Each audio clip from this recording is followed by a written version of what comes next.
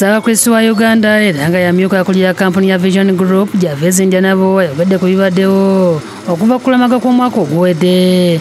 Yabazza omusumba Kakooza olw'okujjukiza abalamazi n'abakristu okutwaliza wamu nti okusoomozebwa mu bulamu si kya lubeerera. Let's remember our ancestors in faith and what Bishop has told us, that these earthly struggles are temporary, dear brethren. Njanabo yennyamidde olw'ebintu byayise ebibi ebisse Obwasseruganda mbantu n'ategeeza nti byansaanye kubaawo mu ggwanga nga Uganda era ejjukira abajulizi ba Uganda n'asaba abantu okunywera n'okulabirira ku bajulizi. I believe like most of you have seen ugly scenes, fighting over something that we can resolve properly. This is unacceptable. It is such a big contradiction that a country that honors matters to this extent, they are our heroes, they are our role models. How can we behave so? Ate Ssaabasumba Paul Simwogerere asimya President Museveni olw'okuwagira enteekateeka ez'okulamaga ku biggwa byonna. I would like to give gratitude through you, Your Excellency Vice President, His Excellency the President of Uganda, Yoweri Kaguta Museveni, thanking the President for the consistent support your government renders toward this national event. The support extended to the Catholic and Anglican shrines here at Namugongo is deeply appreciated. It reflects your recognition that faith plays a central role in shaping the consciences and conscience of a nation. Asimye essaza lya Lugazi erikulembeddemu omulundi guno ne kwaya olw'amaloboozi amanyunyuntivu. Kwaya yaffe tumukubire mu ngalo tukoze bulungi nnyo. Ne Bishop Kakooza tumukulise ate tumuyise n'agisomye nga lw'olunaku lwe olw'42 olw'obusosooti bwe tumukulise nnyo.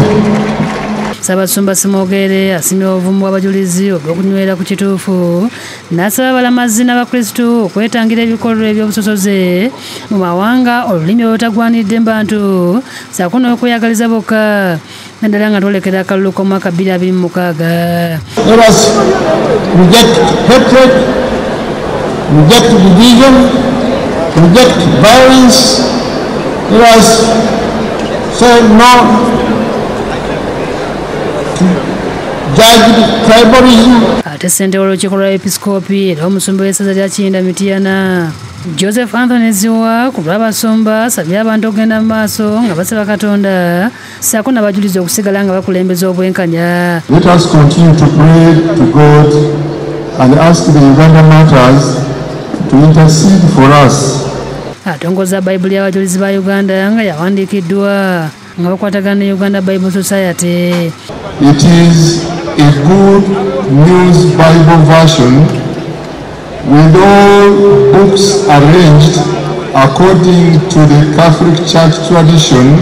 Wano wasinzidde n'ategeeza ng'omubaka wa Papa Luigi Bianco bwe yakyusiddwa okudda Slovenia ne Slovakia. Thank you for connecting us to Rome and thank you for your good presence of the Pope in our midst. We are grateful to God for his exemplary and for his example of disciples of the Lord, and we recommend his soul to the mercy of God.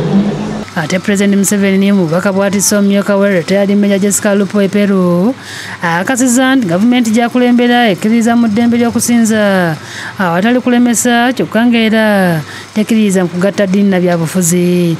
We, the ancient people of this land, believe in freedom of worship and not coercing people to believe in this or that as long as they do not break the law. Agamba nti abantu balina okutunira obugaggawala n'okugaggawaza eggwanga so nga baluubirira akatale k'ebirime n'ebyamaguzi mu East Africa n'Afrika okutwaliza wamu so si kubuulira byabufuzi bitagenda kubayamba.